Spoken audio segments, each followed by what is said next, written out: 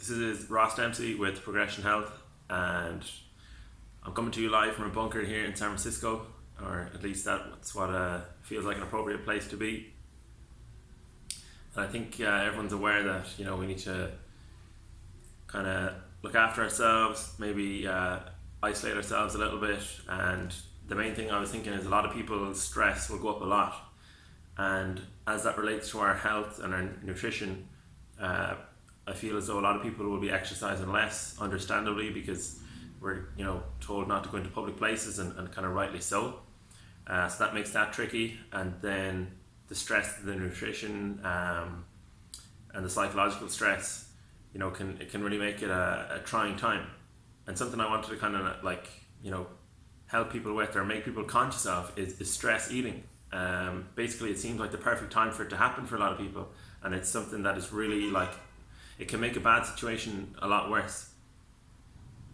And I know that when I'm particularly stressed, I will often turn to food and kind of just go off track from my normal plan of eating, my intuitive hunger kind of plan and signals will go out the window, and I'll just find whatever kind of tasty food I can to kind of get through a stressful time.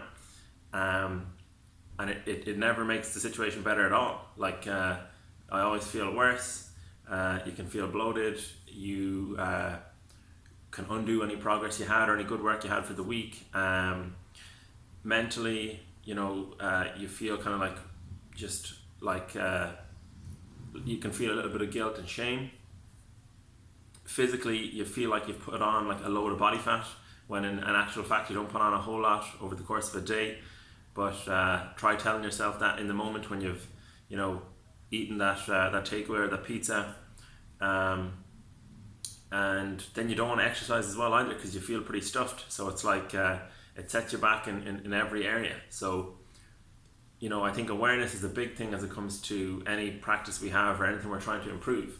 So if we're aware that I don't want to say we're more at risk of emotional eating, but I think that it'll be a lot more common, or nutrition will kind of take the back seat.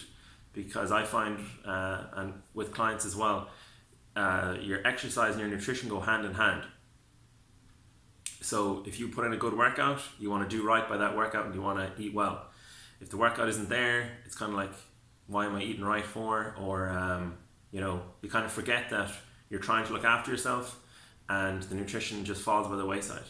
And that's just completely natural. That's just what I've experienced, what my clients have experienced, and it's an unfortunate fact of this situation where our activity levels are going down. And I think people might say, oh, it's fine, I'll kind of, I won't worry about the nutrition, I'll get back to it, when I'm back in the full swing of things, and have this kind of all or nothing, black or white view. And it's something that I'm trying to tell myself, and that would be great if we could all do more of it, is be in the grey. So instead of being fully on the nutrition plan or exercise plan, or fully off it, try and be in the middle. So we have our exercise, we have our nutrition.